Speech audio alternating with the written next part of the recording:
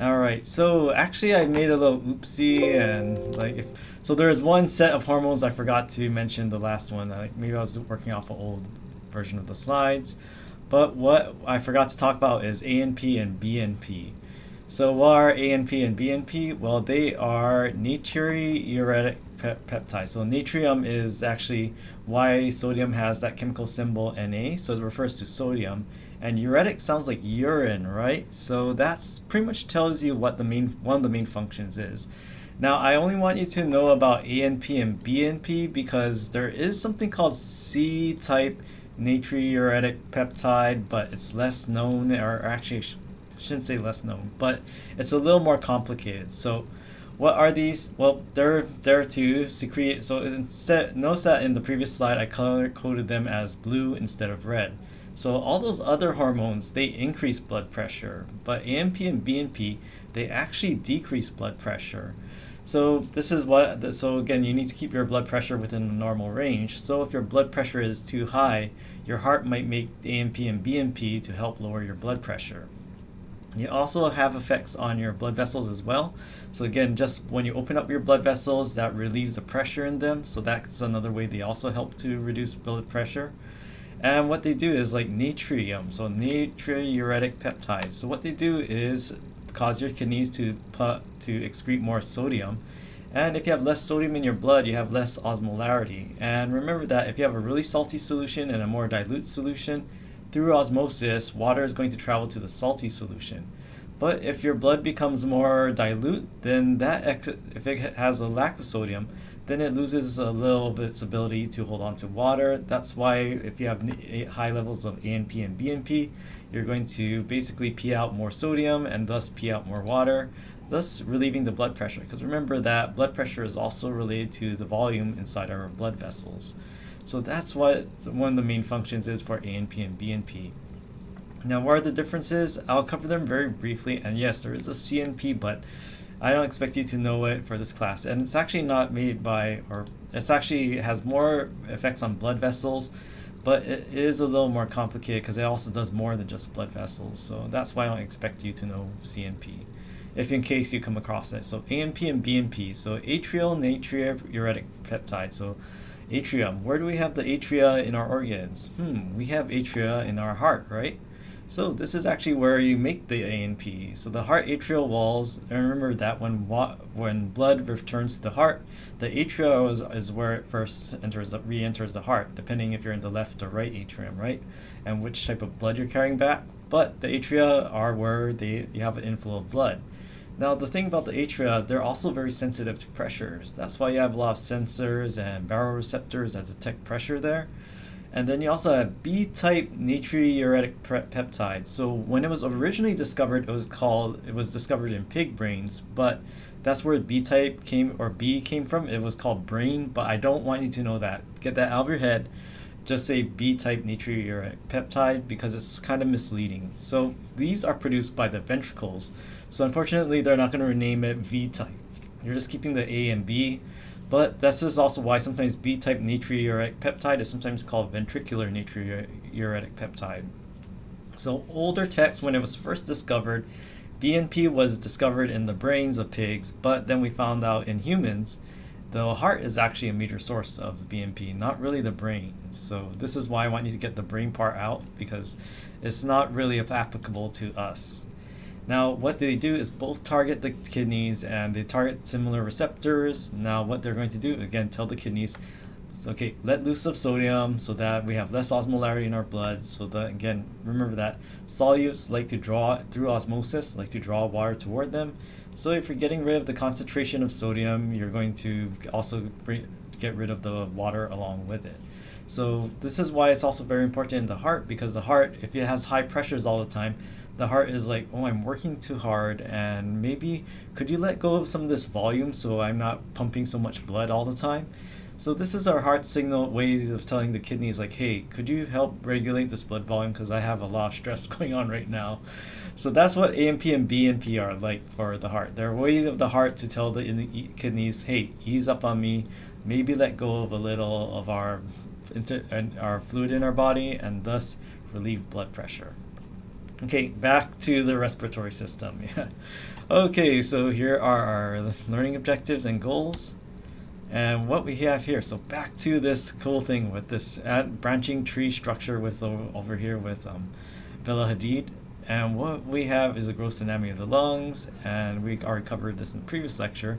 So notice that the lungs, even though they're similar, they're not mirror images. Again, we have that cardiac notch because our heart is central but points down and toward the left. So it's going to take up some of the real estate of the left lung. So that's why we have that big cardiac notch. And also this is a way to remember that in most lungs there's 2 lobes on the left and 3 on the right. So this is what I think of it this way. There are fewer lobes on the left lung because it's taking up, the heart is taking up space, so there's less space for lobes. At least that's the way I just remember it. But over here, here's another picture showing you that it's not just about the lobes, but notice that going from the trachea to this is carina or carina. Sometimes I've heard it both ways. But this little division right here, it goes off into these bronchi and it branches off into smaller and smaller branches. So I've also heard the insides of the lungs described like an upside down tree. So that's what it looks like. It have a main trunk would be the trachea, but it splits off into smaller and more branches as it gets smaller and smaller. Now what we have here is like, okay, this sounds like a good question, right? Because again, this is like order questions. I love that, these kind of stuff. But it makes sense. So we go from the trachea and then it splits off with the carina or carina to primary bronchi, and then secondary. So like primary, secondary, what comes after secondary, 1 to tertiary. So tertiary bronchi. So as you go from primary to tertiary, they get smaller and more numerous. And then you go to the bronchopulmonary segment. That's what's in this box over here. So what's in the bronchopulmonary segment? Well, you have things called even smaller bronchi, and then when you have a really small bronchi, you have a bronchiole. I know they keep using these words over and over again, but bronchi are bigger in general than bronchioles. And then you finally have something called terminal bronchiole, and this is where it gets a little tricky. So you would think terminal is the end, but there's another step. So then there's the respiratory zone, and the respiratory zone in this picture is represented by this white box over here. So then you have the respiratory bronchioles, and I know doesn't end with the terminal bronchioles.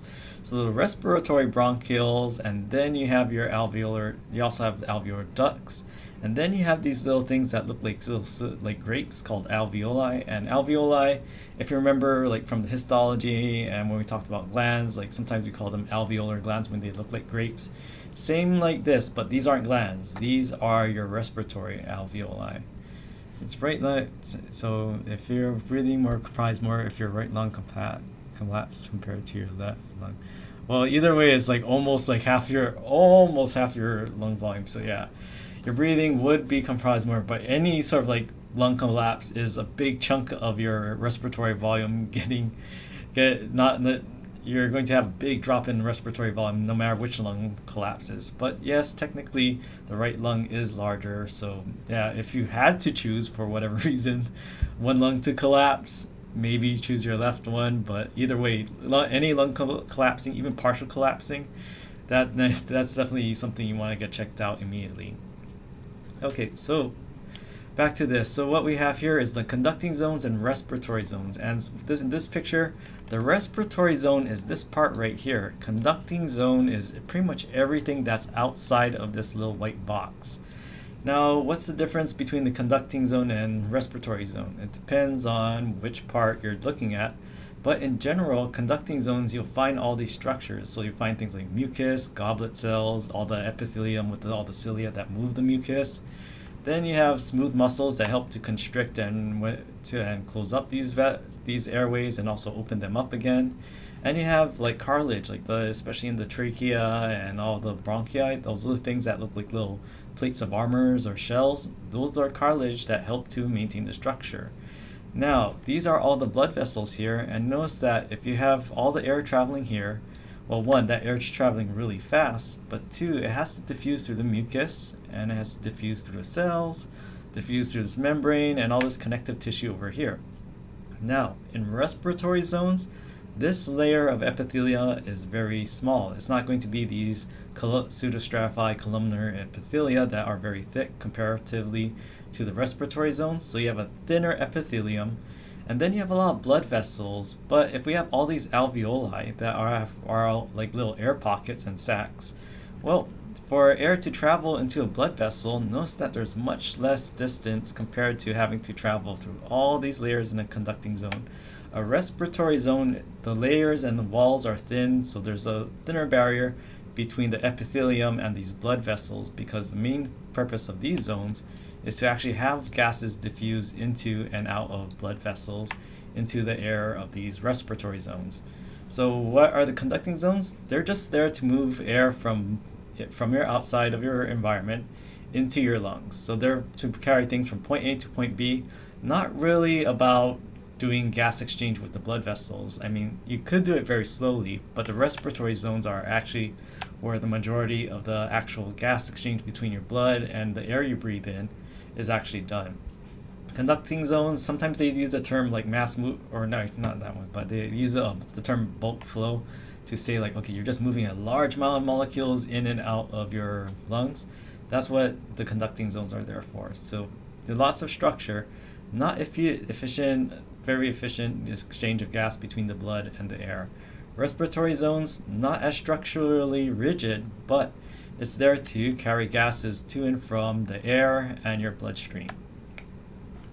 So these are differences over here. So what we have here is like, okay, conducting zones, we have thicker epithelia, respiratory zone, a thinner epithelia. We have cartilage because the conducting zone, you're doing with all these changes in pressure, so it makes sense that you want to keep these airways or freeways open, right? So you want them to stay open and keep their structure as your air rushes in and out of your lungs and your respiratory system. Now, the respiratory zone, you don't want things slowing down the exchange of gases. That's why there's no cartilage. You have smooth muscle in the conducting zone, so that can also adjust the rate of flow. And the thing about your respiratory system and your cardiovascular system, especially the vessels and your respiratory airways, very similar. Like the wider you open something, the wider, the less resistance and the more flow you have. The smaller the vessel, the smaller the diameter of an airway, then you have more restricted flow and slower flow overall. And then elastic fibers, these also help to maintain the shape, because the thing is that your lungs increase and decrease in size as you breathe in and out. So these help to hold it out, to maintain the shape, but also allow some flexibility as well. Now, respiratory zone does have elastic fibers because your respiratory zone is still going to expand and contract as well. Conducting zone has cilia to move that mucus, but you don't really have that in the respiratory zone. And then what we have here are different types of secretions between the conducting and respiratory zone. Now let's talk about secretions. So what we have let's look more, now we're all the way past the bronchioles, and now we're going to from the respiratory bronchioles to the actual alveoli. Let's look more at the interface between the alveoli and the bloodstream. So let's zoom in a bit. Okay, so again, here we have our conducting zone. That's just to move things from your environment to these alveoli, point A to point B and back. Now, the respiratory zone is this part right here. So these are the ones that are actually involved in moving gas molecules from your air into your bloodstream and vice versa. So what we have here is the respiratory zone, and we have these terminal bronchioles and smooth muscles, but these over here are where the majority of the gas exchange between your air and your bloodstream is. So notice that these are little air-filled sacs, and surrounding them you have all this highly vascular, all this blood vessels that are taking this deoxygenated blood, and as it exchanges air with all the air within these alveoli, then this blood becomes reoxygenated and returns to your heart. Now this is a little more detailed example in the Martini book, but shows you just like, okay, there's a lot of things going on here, but what you see is like, okay, these air sacs and all these elastic fibers over here, and you also have this respiratory epithelium as well, and all the smooth muscle that can help to regulate and control. Okay, if you open it up, then you're going to have more airflow. If you're going to contract it, you're going to slow down the airflow into your alveoli. And this is actually very important, especially for asthma, because why? Well, thing is that what happens when you have sympathetic activity? Well, when sympathetic activity, remember that causes an increase in epinephrine and norepinephrine in your body, and that's why you kind of might feel your heart beat faster and you might start breathing more rapidly. The cool thing about that is like what's a not necessarily fight or flight or scary sort of like stressful situation where you have sympathetic activity. You can have that during exercise. So the cool thing about sympathetic activity is that it activates beta-2 adrenergic receptors, and you have a lot of these receptors in the smooth muscle that surround the airways in your lungs. So the thing about beta-2 agonists such as epinephrine, norepinephrine, or some of the drugs you find in asthma inhalers is that they actually bind to these receptors, and what they do is actually relax this smooth muscle and cause them to open up. So if you have like an asthma attack, your bronchioles are actually kind of constricting and limiting your airflow. So to open it up, you can give a beta-2 agonist, and then such as many of the anti-asthmatics. But then the goal here is just to open up the airways, just like how if you open up a blood vessel, that increases blood flow. Same with your airways. If you open up airways, you increase the flow of air. But back to our alveoli. So we have elastic fibers around our alveoli, and why are they important? Well, I should include that there were some people doing this were like kind of, it looks cool, but don't do it at home. Like people were like warming up, putting like a flame to like CDs on TikTok, and they were like blowing it to make bubbles out of the CD plastic. But I'm like thinking, oh, you're kind of releasing all these fumes from the burning plastic, so don't do that at home. But once you blow that bubble of plastic, does it collapse again? It kind of stays in shape, right? So you can inflate something, but you need something to kind of return it back to its normal shape as well. So this is what these elastic fibers help to do. They kind of help your alveoli to have its own kind of sort of contraction, so it returns to its original form despite being inflated all the time. So I like to think about them like all these like little rubber bands around the ball, because they help the ball to maintain its shape. And why? Because these little alveolar sacs, they're also very, very thin themselves. So they need some minimal structure, not so much structure that it makes it harder for things to diffuse across these membranes, but enough so that they can maintain their shape when they're contracting and expanding due to your lungs inflating and deflating. Yeah, so what we have here is like just showing you the histology of how, if you just look at the very molecular level and cell level, that your alveoli, like look at these tiny cells, like you have huge air pockets between all of these cells, and this is your alveoli are full of air, and notice that the walls are very, very thin, and you can see some blood vessels, so there's a very, very thin, like barely any distance between the air and these blood vessels. So it's very important that your alveoli have a very thin sort of thin barrier between the air and your blood. And this is a diagram we're seeing over here. So we have macrophages, and macrophages, because we don't have mucus, there's also they serve a very important role, because if anything ends up in your alveoli, without any mucus to really carry it up or cilia to carry it up and out of your respiratory system, macrophages serve as an important line of defense in case there's any debris or pathogens that end up in your alveoli. But there are two, other than the pulmonary macrophages, you have these cells called type 1 and type 2 alveolar cells, sometimes called type 1 and type 2 pneumocytes. And I like this picture a little bit because it shows you more like how thin the layer is between the alveolar walls and the capillaries. It should be very, very, very thin, and it also shows you the relative proportion of these type 1 pneumocytes, which are these cobblestone looking things that are very flat, and these kind of like spiky looking type 2 pneumocytes right here. So notice that there are more, or at terms of surface area, you have more type 1 pneumocytes, but you have these type 2 pneumocytes dotting these alveoli. So what's the purpose? And there is a difference between these. So type 1 pneumocytes, again, these very flat ones that are covering most of the surface area. Type 2 are these over here. Now where the difference is that, or actually this is good terminology point. So like pneumo is a Greek prefix, and it refers, when you think pneumo, think of air and the lungs. Now with type 1 pneumocytes, or type 1 alveolar cells, and type 2 alveolar cells, also called type 2 pneumocytes, just know both terms for this. But what type 2 what type 2 alveolar cells do is secrete a lipoprotein-based liquid called pulmonary surfactant.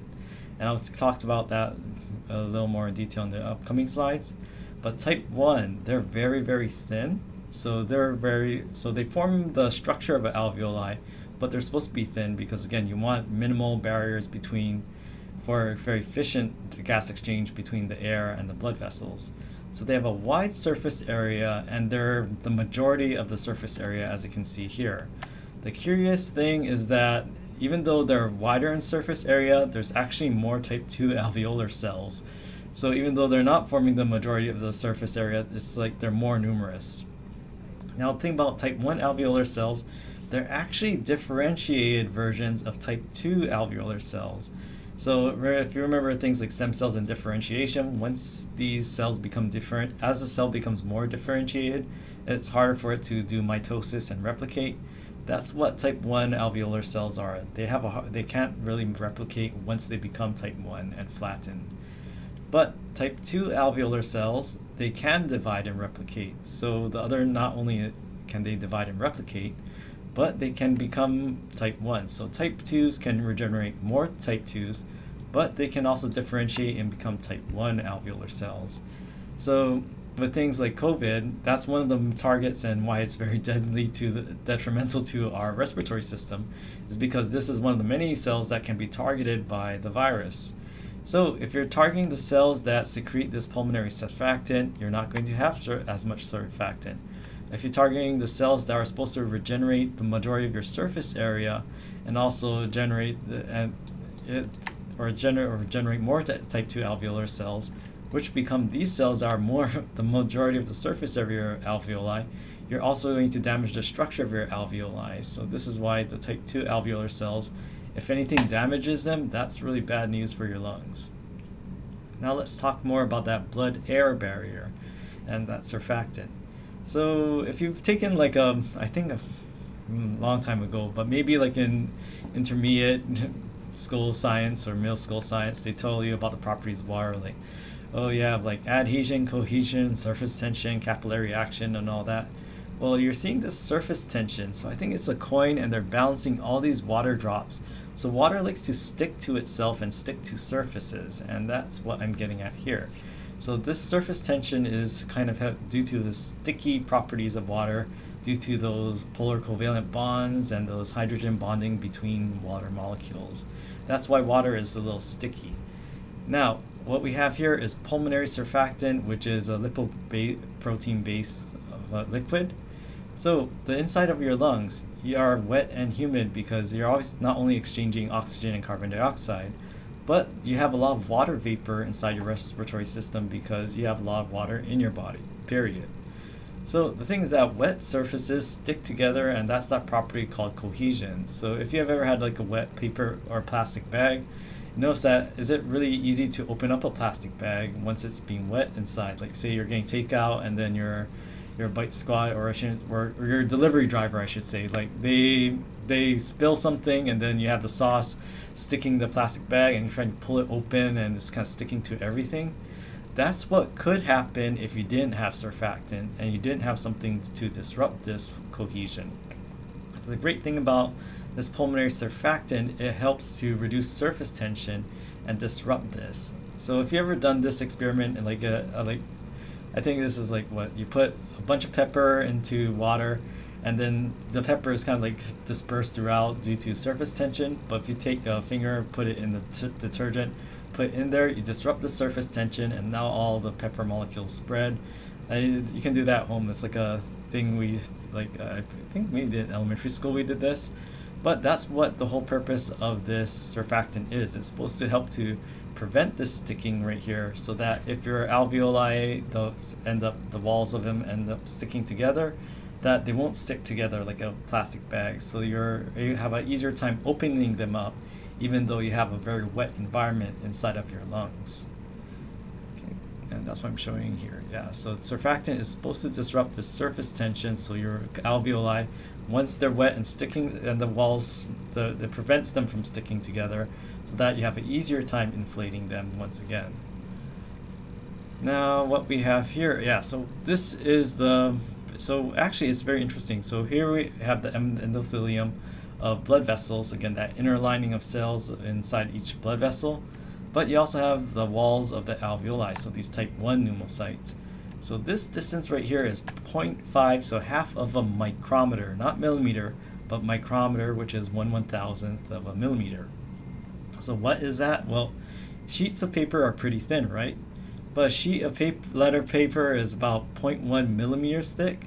So what we have here is that this blood-air barrier is so if you could take the width of this letter paper and divide it into 200 equal parts, that's how thin your alveoli and capillaries are in this blood-air barrier. So it's very, very ultra thin and very fragile, but the whole purpose is that so that not water molecules, but gas molecules have an easy time diffusing across this very, very ultra thin barrier to and from your blood and the air that's in your alveoli. So again, this is why we have that increased diffusion, and this is why so again, the thicker it is, the harder time molecules have in terms of crossing the capillary and its surroundings.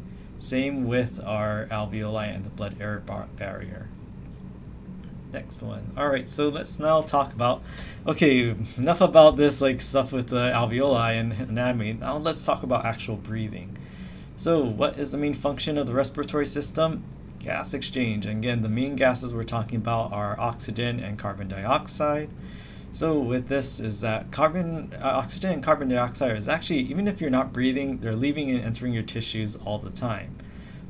And diffusion is great because it doesn't require energy. It's due to the inherent movement of molecules and all the energy involved in that. But the thing about diffusion is it's relatively slow. So you can keep your mouth open and not actually move your lungs. You still will have diffusion, but eventually you'll need to take a breath because diffusion won't suffice for all the oxygen demands of your body.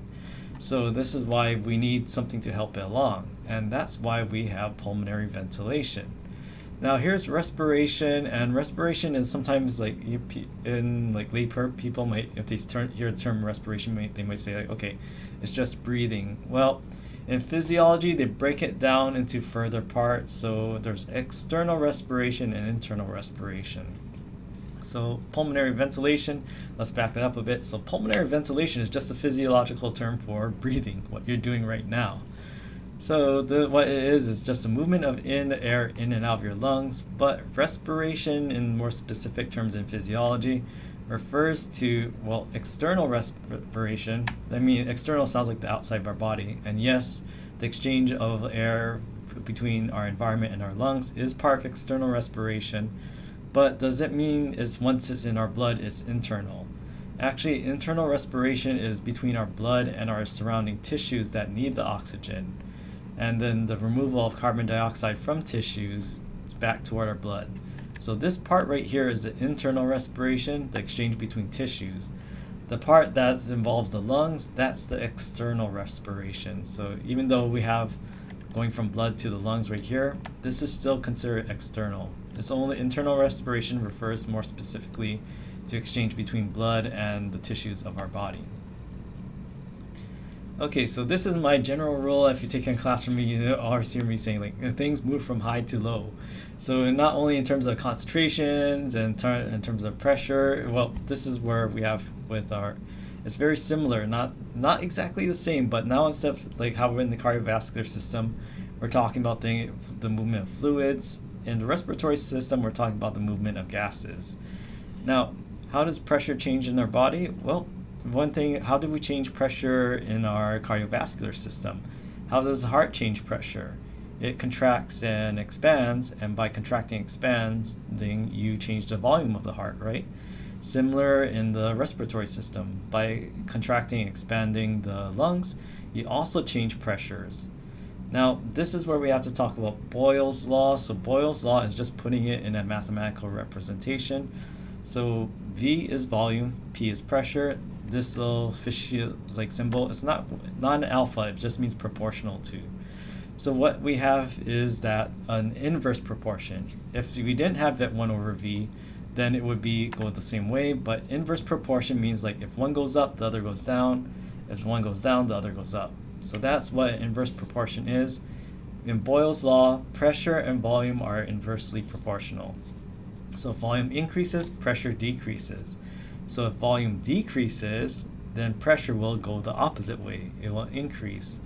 So like one way I like to think about this, like if you go like from a fraction of 1 over 1 to 1 over 2 to 1 over 3 to 1 over 4, then that value gets smaller and smaller, right?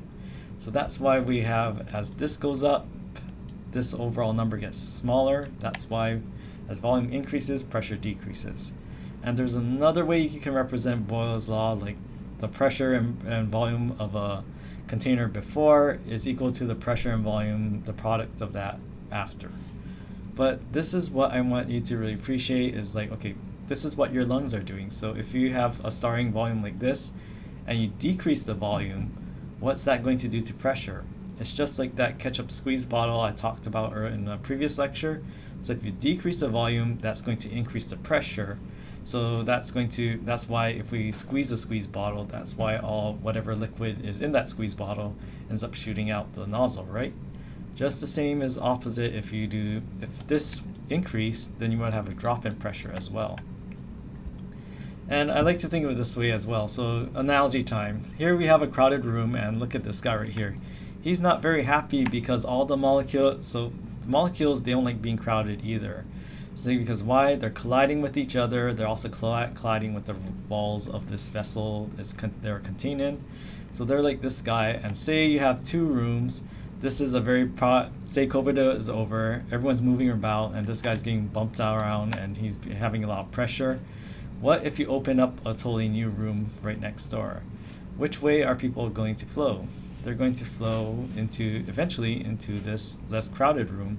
Because why? They're all colliding, there's lots of pressure here, but to even out the pressure and do more distance, there's going to be less pressure here, so there's going to be overall movement of people this way. Molecules are very similar. If there's a high pressure and a relatively low pressure environment next to it, the molecules are going to move from high pressure to low pressure.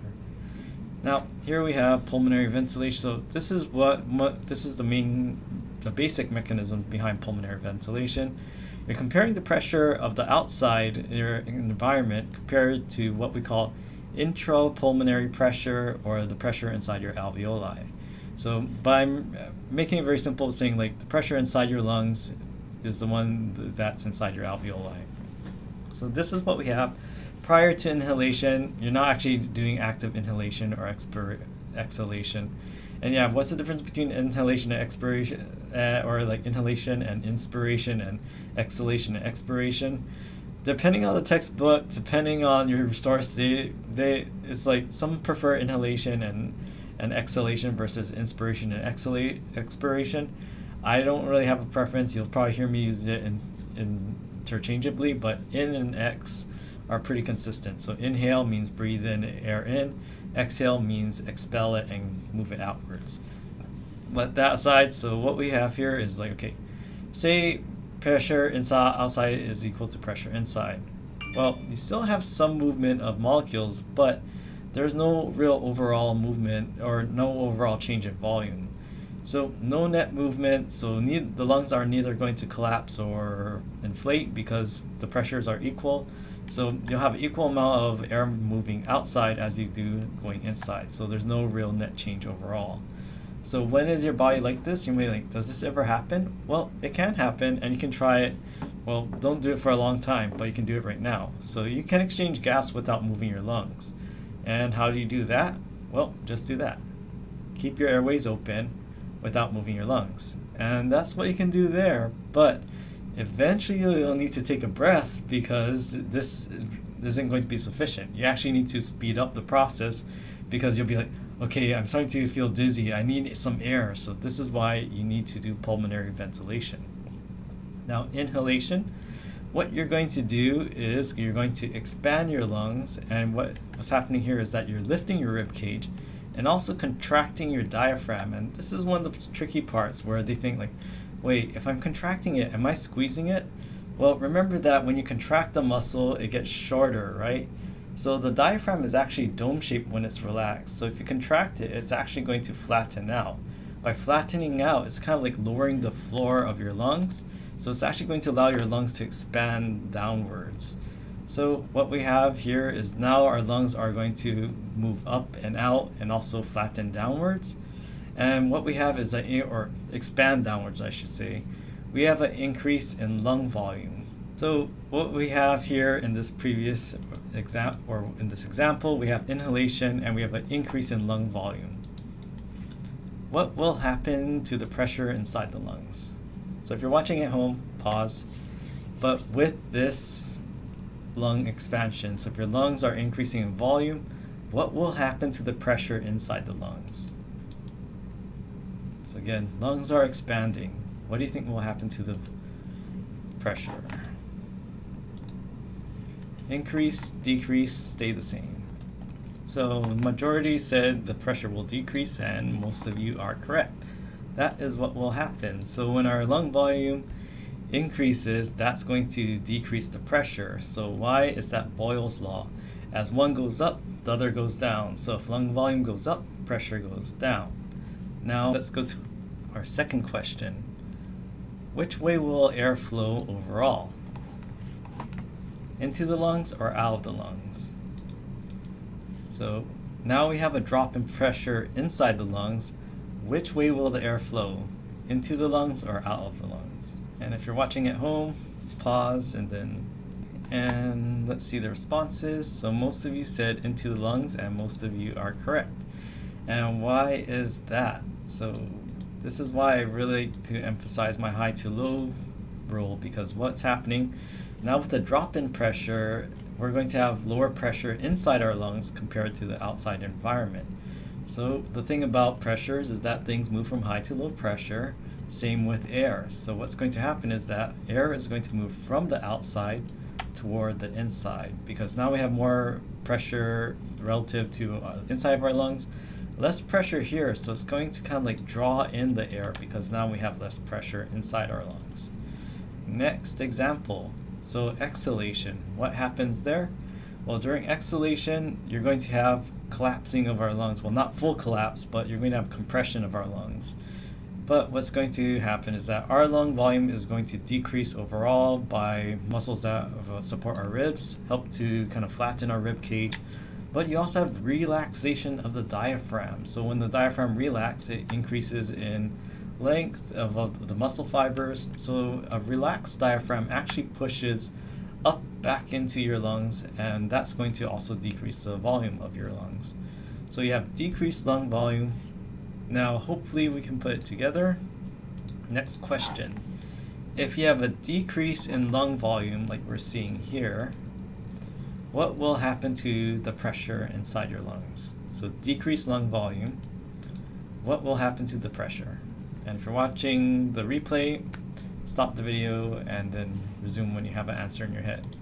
Okay, let's see the responses. Oh, we have consensus, and looks like people are understanding Boyle's law. So yes, if you have a decrease in volume, you're going to have an increase in pressure. Now that we're correct and that we have an increase of pressure inside our lungs, which way will air flow overall? So again, this is our example. We decrease lung volume, and everyone was right. You increase the pressure. Now, which way will the air flow? Into the lungs or out of the lungs? Oh, if you're watching the replay, hit pause and then resume later. Let's see the responses. Ooh, so close. And yes, air will flow out of the lungs. Maybe that one person accidentally hit the wrong thing. But what we have now is an increase in pressure, right? So we have an increase in pressure inside our lungs. And then what's going to happen? Now the pressure inside our lungs is going to be greater than the pressure outside of our lungs. So now we're going to have high pressure in our lungs because we decrease the volume, and the outside pressure is still going to be the same. It's a big world out there.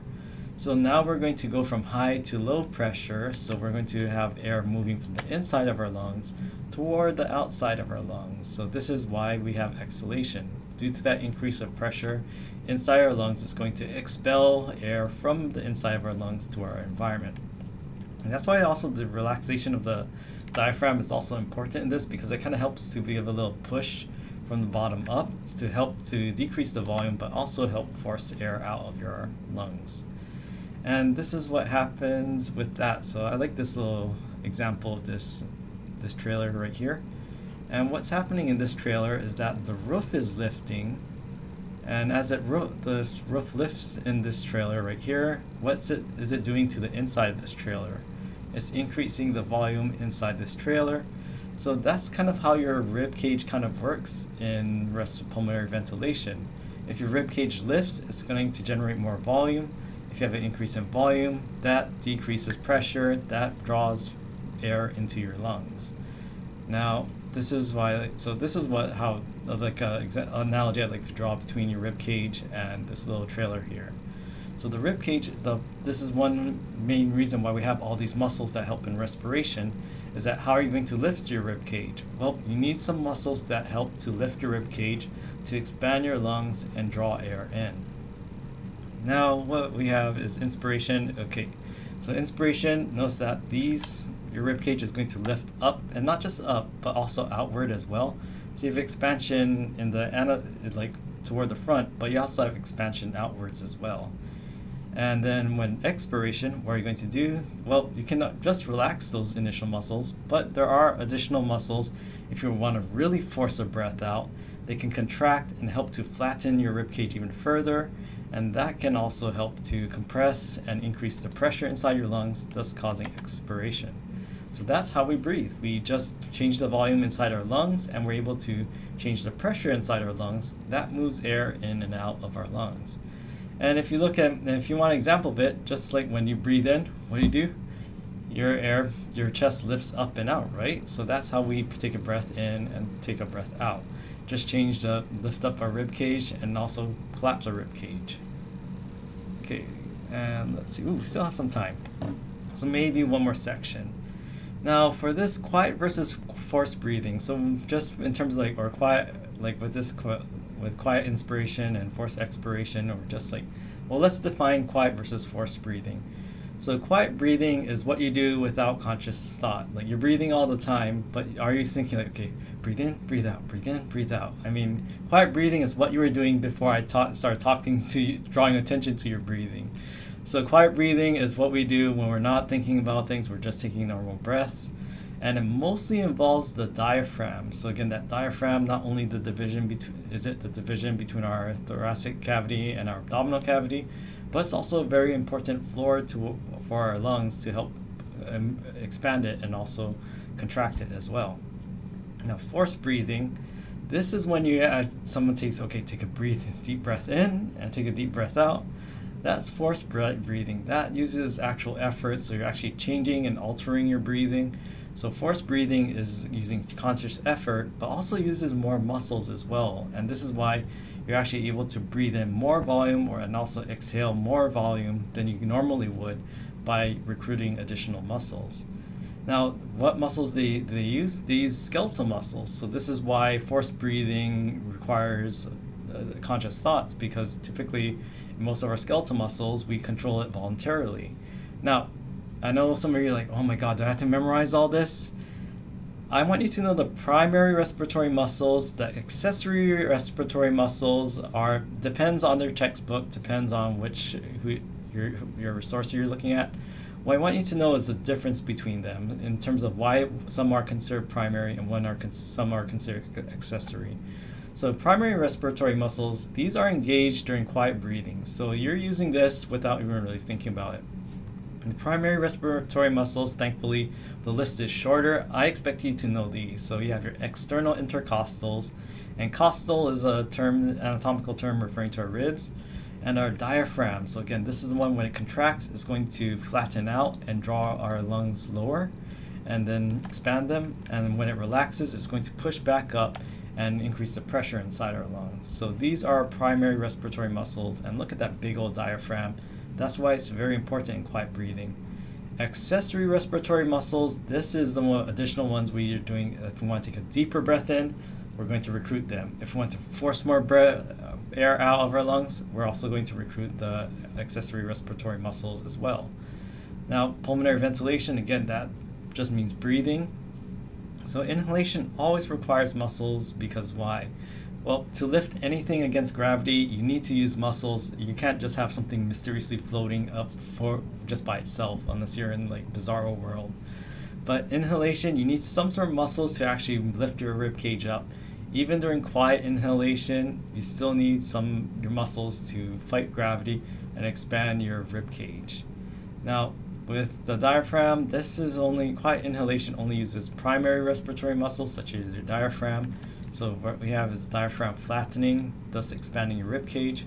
But you also have their external intercostals helping to lift up your rib cage up and out.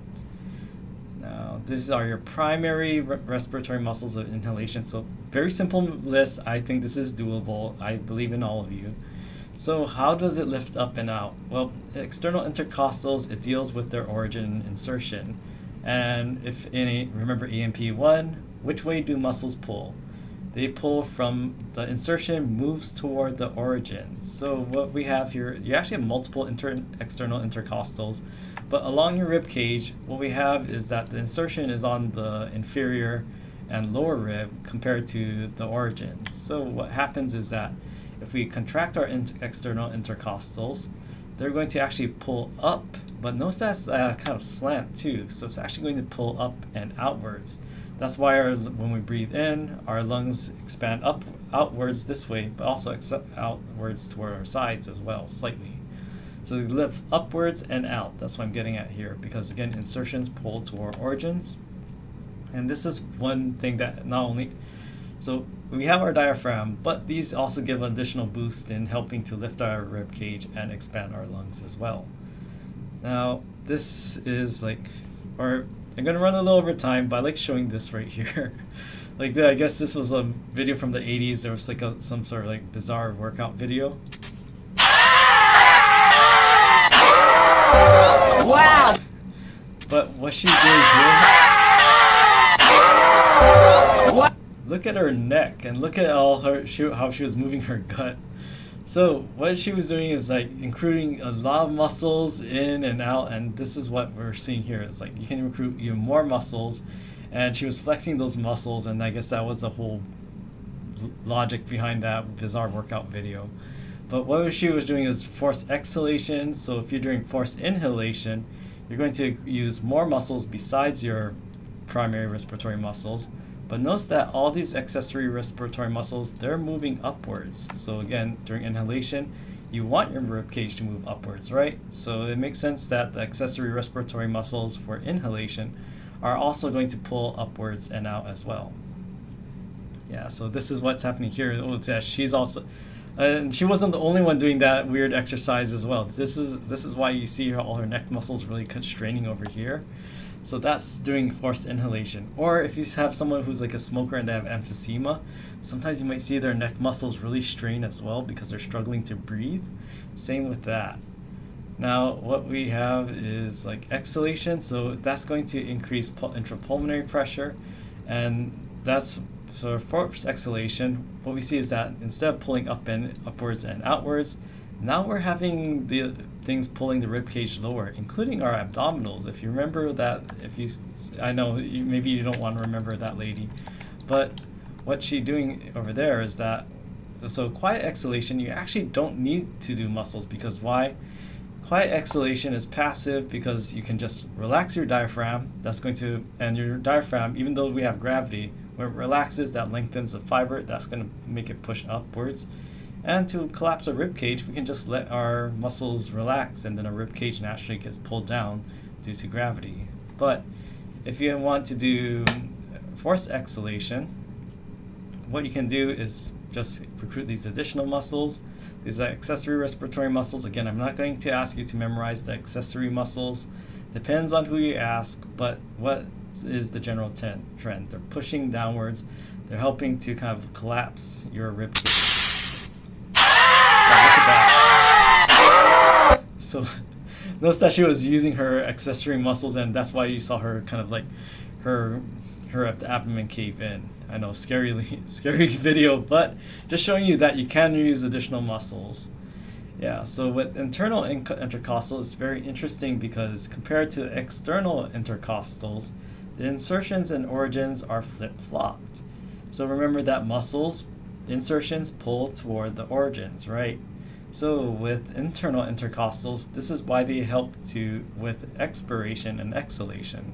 They pull the insertions down back toward the origin, and this is why the internal intercostals, they actually help in expelling because they're flattening your rib cage further. And I think that's it. Okay, so over time, and enjoy your break, and we'll cover more about intrapulmonary, intrapleural pressures, and lung volumes.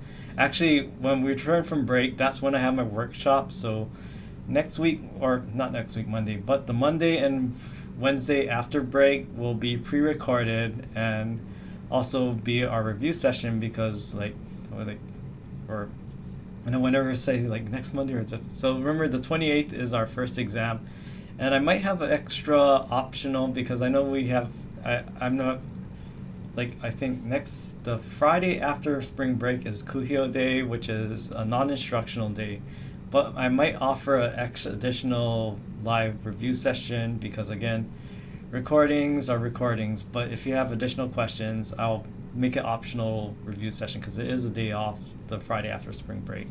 Okay, so enjoy your spring break. Yep, happy spring break everyone, and thank you in Monterey, enjoy your spring break as well. And thank you, stay safe, especially and healthy, and especially if you're traveling. I mean, I'm glad that things are looking more optimistic, but again, everybody else stay safe, all right?